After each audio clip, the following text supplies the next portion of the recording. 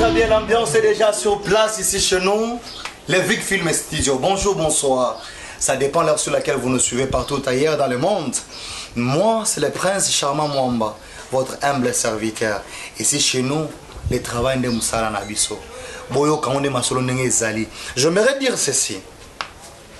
L'autre fois, nous vous avons présenté la qualité de nos artistes.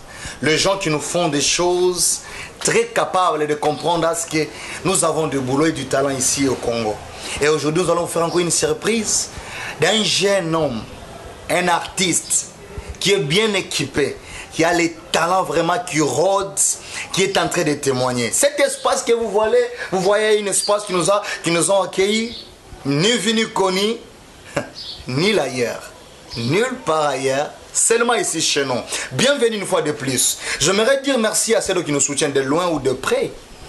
Je vois les honorables, les éminents, grands hommes de ce pays, dont je vois la première personne qui représente le Katangé, le gouverneur Jacques Aboula. Papa, me remercie pour votre soutien, pour votre assistant. Je vois votre assistant personnel, le président de Derou, celle que j'appelle Enoch Sealouembe, avec son conseiller, son excellence, Ribin Mouchitou. Je vous salue. Bienvenue une fois de plus. Vous allez découvrir notre artiste qui est déjà sur place. On va parler de la musique, on va parler de son talent, on va parler de ses potentialités.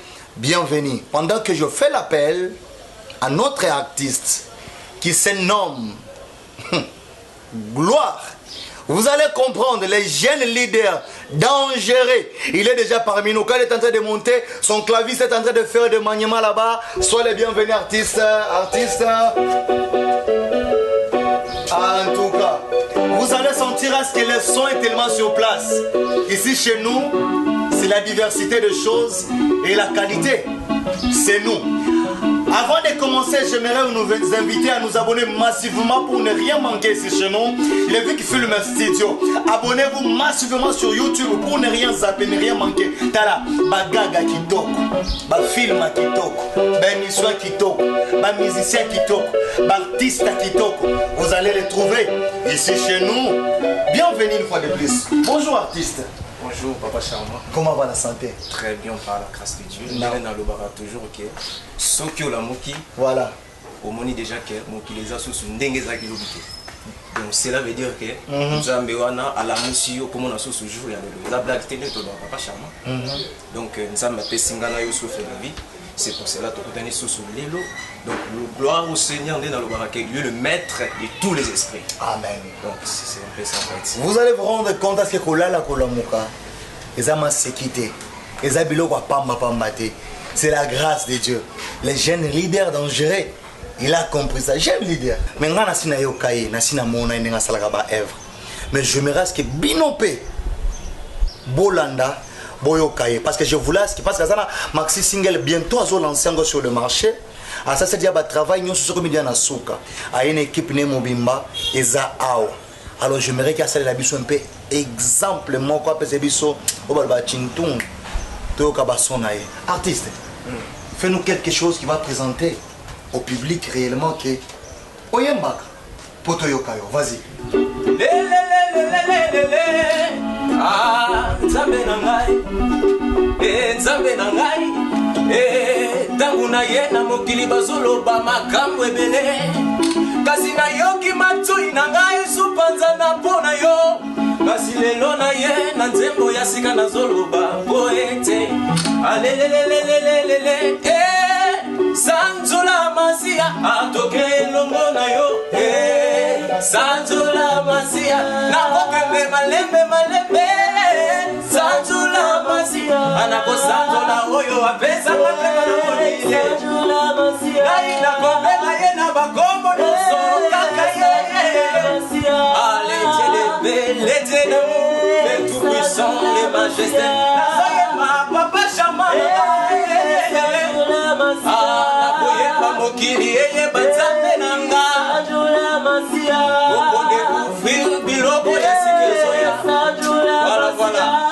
en tout cas, l'ambiance est tellement sur place ici. Thank you, Jesus. Je vous jure à ce que sur Congo on a des talents. Bandeko, ba jeune abo tozana bango posa. Omoni ba vie, ba koleka ba petinde ba koya. Te ba façon nini ya kolanela bango bandeko.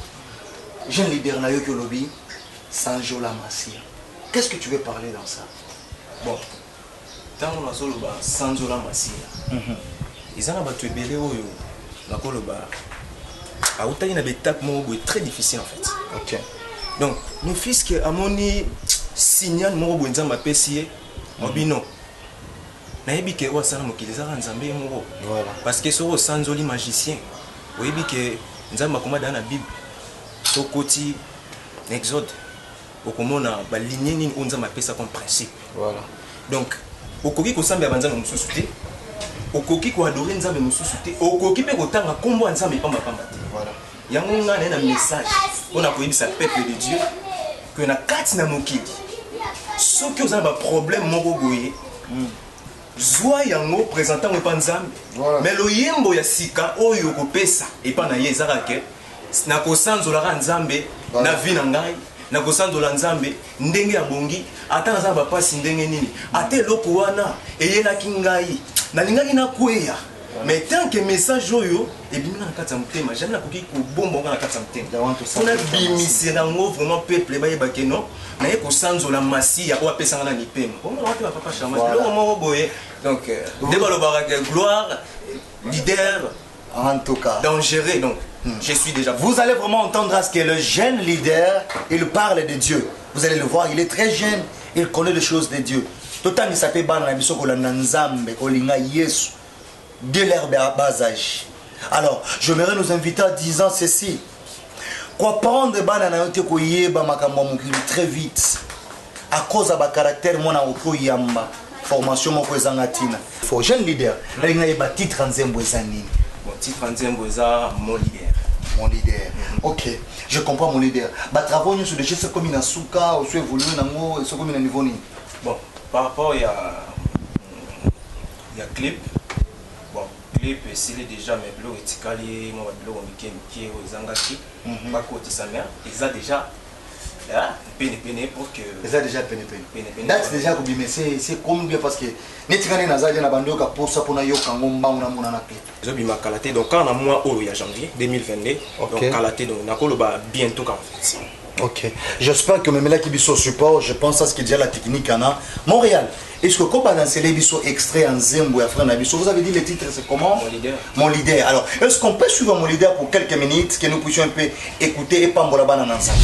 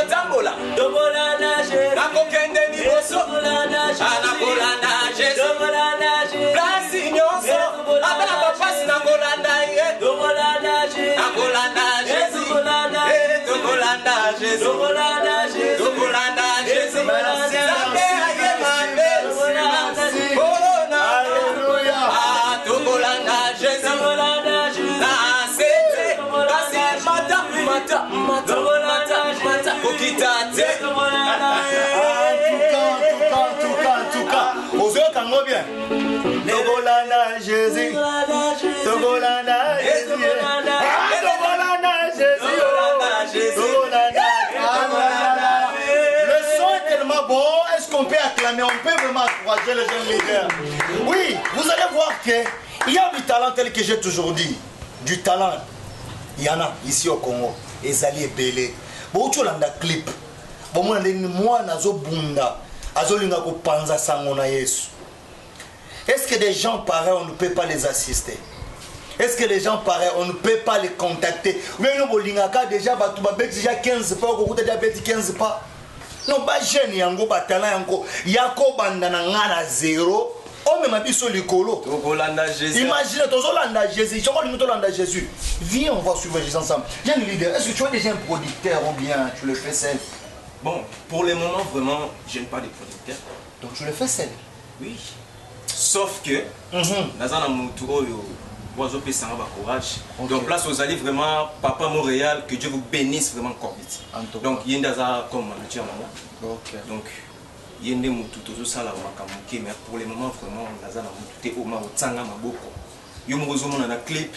Donc ba teni mona nyoso zo mona na dépenser les ababiloko mususu na dépenser. Donc je suis vraiment seul. Mutu o vraiment ko tanga maboko azate vraiment. Il y a un enseignant vraiment un producteur nyonso oazotala les jeunes leaders dangereux. Je suis là vraiment soko moni nzembo et tout ici vraiment mutema kozanga te pona ko féliciter mon anayo. Donc moi je suis là vraiment soko za na besoin appel au sala est bien vraiment. Voilà. Donc soko za na besoin na vraiment est-ce que na repesa numéro bango? Pesa bango numéro bien. Bonjour numéro en gros pour tout contact vous voulez rejoindre les jeunes leaders Gloire Fouti, il faut les contacter à ce numéro. Pesa plus 243 plus 243 97 96 41 459 bandeli des enfants plus 243 97 96 41 459 bon benga jeune leader ba bazolingo soutenir jeune leader. C'est vrai, Tangia le manager, c'est un jeune qui a soutenu beaucoup de jeunes gens. Jamais à Lala. Si ma caméra, et il n'y a pas le but que les héros dans l'ombre, on ne le voit pas, mais il fait beaucoup. Gelor s'impose, ça va pas dire merci. Il y a un chapeau, no yangwana. Jeune leader. Mais il y a un jeune leader dangereux. Il y a un mot lombani. Bon, tout qui est malin. Voilà. Jeune leader dangereux, ok. Ils ont raté ceux qui. Phrase bimi jeune leader dangereux que au qualifier na babilo mususu que c'est que vraiment babilo mususu il faut Rolanda ndenge na zabo ndenge bozo kanisa te que non ndenge alobi que les jeunes leaders dangereux c'est dans biloko moko boye ya ndenge ya bato mokende balandela. Voilà. Non, nous sommes des chrétiens en tout cas. Donc les jeunes leaders dangereux na ye na biloko na ngai ya sika comme ba cri na ngai ba nuance na ngamoko je ne sais pas ce que vous découvrez moi. Et ça l'appelle titre mon leader n'a évité sur lequel on voit. Ça bien ma casse, c'est trop profond. Donc cela veut dire que vous découvrez les jeunes leaders dangereux. Donc on a un biloko na ngamo ya sika, ba titre na ngamo ya sika, mais là t'es na ngamo ya sika. So tali na clip ya suki hotel donc na sala liboté. Donc on suit na la lycée en mot ça la kenaya nelo mo ya sika pour na pesa tête. Voilà, c'est ça la définition. Voilà. Déjà je nous invite pour ne rien zapper sur le Vic Film Studio. Banzembo jeune leader.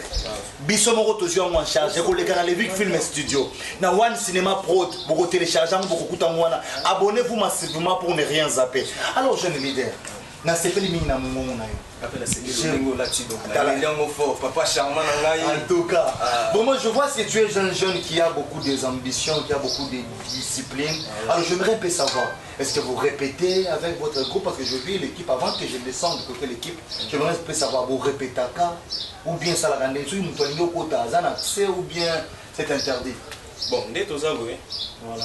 Tout répéter parce que on répétera raté et banana en plein air. Voilà la répétition la meilleure des tout répétera tout répétera de travail on a bandé comme baye mukie parce que bato mususu de moi tout là dans le sens où on a moi équipe moi mukie pour que bato baye bakete banani babeta on a studio banani baye mba banani basala donc pour le moment tout répéter na bongandanga direction il y a Éthiopie et Gambela Chaba.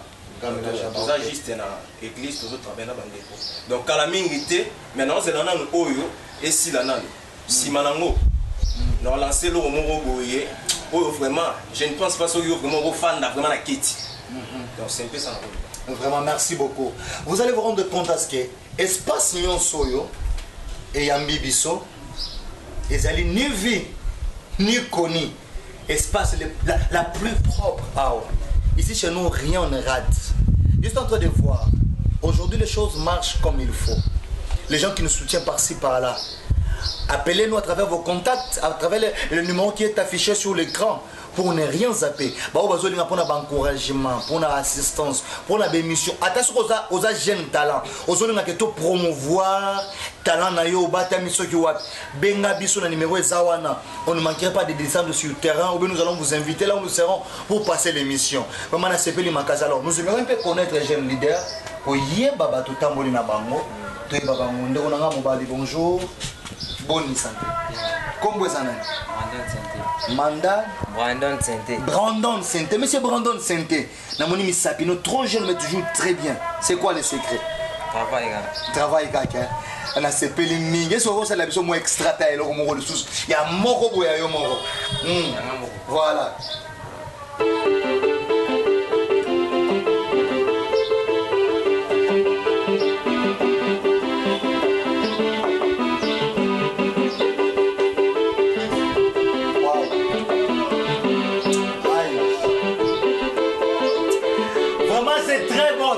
Vraiment, c'est du waouh.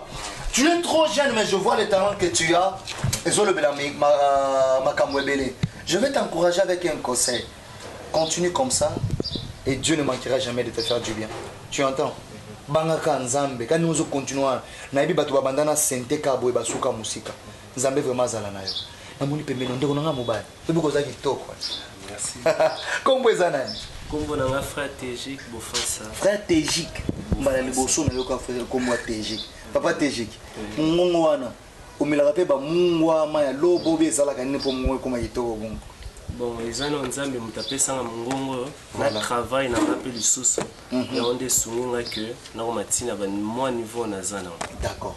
Na sepeli mi kezamba pambolo. J'aimerais un peu na bouleverser moi eloko mon robo. Au sali mingi na jeune leader. Alors ba ko beta moi eloko mo yemba pe. Au sala moi sur moi surprise mon robo. Pas de souci. D'accord, vas-y.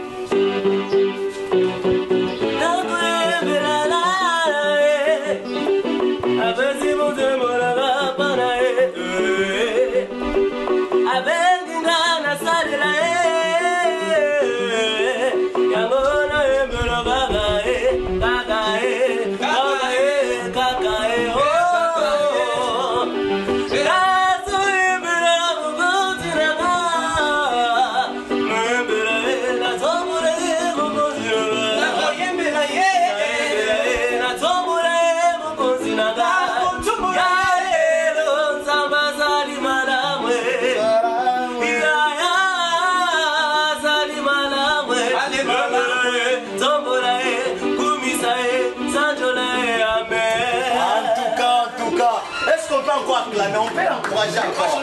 Oh, jeune leader, on a vraiment une équipe moi mataka kitoko makasi. OK, na bosa ngelo mo. Voilà. Na bosa na ki ke tuza na bungandanga. OK. Na Kasavu. Tant musu bat balobio apesi ka revenu même na musu te dona na Kasavu. Rectification. Donc direction Chaba Gambela, tuza wana dans la 4 Kasavu, tuza wana donc numéro 159. Voilà. Tuza wana. Vraiment merci beaucoup. OK. Alikasi, je vois un président qu'on aime beaucoup. David Kawanga. Masolo yango ya risque ko aider ba jeune à boité. David Kawanga na biso na lelo na motema nyonso. Na motema nyonso na lelo papa. Maître John, mobala maman Sephora. Est-ce que okoyoka makambo te ya tala ba jeune boy. Oko soutenir bango te na bi ke yo bwa kakate. Yo soko bengi appelle nous segisaka biso ya ndeko. Na sepeli mina batana non. Qu'est-ce que tu peux donner comme un message à tous les gens qui vous suivent? Donc, dans notre union, les jeunes leaders ont géré. Voilà. Donc, la cause en été, ngaïpe, n'a pas besoin d'habiller encore. Donc, bambote belé na batunyo so bazola nangai. OK. Donc, na pesi bambote na ngana bandi na manager na ngamo na lela na makasi. En tout cas. Donc, papa Gelor. Donc, papa na biso aboboto o abote la biso mona moko die. Donc, so tani mona bogala. Bogada.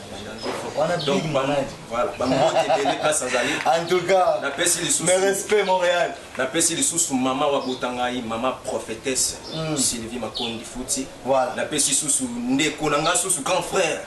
Oyo soki vraiment azo jouer ça le lomo ba ba CP là. Donc papa ma PK, grand frère nanga. En passant, je te salue. Le vieux Mapeka. Voilà. Yanga Yaya. Non, Yaya de Yaya. Voilà. Nzamba Batelo. Donc, Bambo Tebele na bino, na bande konanga nyonso. En tout cas. Donc, on a pesi les sous maman pasteur na place Nazali les sous. Maman Lili Lusamba, que Dieu vous bénisse encore vite. On a pesi les sous papa nangai. Oh, on a kendara peso benga mona yaka nanu osela ngano biloko moko boye. Donc papa Bambo Tebele place aux allées. Papa Ezekiel. Voilà. Donc nzamba pambolo lisusu. Na papa nanga pasteur Costa. Donc nzamba pambolo lisusu elongo na église bokeli boso. Elongo na famille nanga famille Foti. Donc Yabino yango na les jeunes leaders. Check. Thank you Jesus. Merci beaucoup mesdames et messieurs. Nous sommes presque à la fin. Nous sommes presque à la fin, mais je me reste que bande qu'on a biso ba ko tambola ba biso. Ba ngo pe ba boka mo ba dédicace ba pesa ba mo salem. Yanga ndeko est-ce ko pesa ba salem ate pa ba tumi balé. Si moté na maman nanga Blondine. Na papa nanga Serge. Voilà. Na sepele mingi. Alors ndeko nanga est-ce que poko bakisa ta mi balé. Ça et ça la moi gère mon robot. Merci na pesi mbote na ba parents nanga ezali pasteur Papi Bofasa na maman nanga Mimi et Kasindi. Na famille mobimba na église na Jérusalem restauré. Stratégie na pesi nombote na linga bino. En tout cas, vraiment merci beaucoup d'avoir accepté notre invitation. Je sais que c'était pas facile mais quand même boyaki. Alors pour ne rien manquer, j'insiste encore. L'information qui toque. Bagag moko elikolo. Ba film moko propre. Ba production moko malamu, ba émission moko boya ba encouragement ba jeune. Ah biso to bandi ba émission encouragement ba jeune. Oko ba tumsu ba bimiki o ba bando fina biso ba onde ba bandaka. Et ba date ezotika net ba archive. Alors les Vic Film Studio ils a chaîne aux promouvoir makambo ebele. Dans l'émission Kinshasa en action, ici on ne manque rien. On fortifie tout celui qui a un talent, on soutient tout le monde qui veut réellement avancer. Partout là où tu es, appelle-nous, bisous descendre sur le terrain pour te promouvoir. Alors n'hésite pas de nous contacter. Moi qui vous ai présenté l'émission, votre humble serviteur Charmant Mwamba. Et derrière la caméra, celui qu'on appelle l'héros dans l'ombre, Montréal. Papa Nadia, merci. Merci pour l'assistance, pour notre conseil, Belozo Pesabiso. Alors je tenais aussi à dire merci à Romain Selemani depuis Lubumbashi, l'homme de tous les temps. Je vois encore partout, partout. Je tenais d'abord, je voulais oublier, mais Dieu est bon. Aujourd'hui, c'est le jour spécial de notre frère, Vergot Mouyoukou, le monsieur Fessol. Et à joyeux anniversaire, Moko Malamu. Pema Kima Nzamba Batelon Nzamba soutenir yo. Avec le respect que je vous dois. Je salue tout le monde qui le soutient par-ci par-là. Maman Sylvie Matondo, Nzamba Pambolo, Nzamba Sungo, le sous moi continue à ressembler la biso. Partout là où vous êtes, on ne manquera pas. Alors je bénis encore ma maman chérie, l'apôtre Belbiche, la servante de Dieu, la représentatrice de l'église Bethléem. Maman Nzamba Batela, Nzamba Pambola yo, Kende Liboso, que Dieu vous bénisse. Alors, avant que je sors, dans le plateau, dans Zoti Kabino, Boyo Kalisuba jeune talent, les leaders évolués. On se voit à la prochaine. Ciao.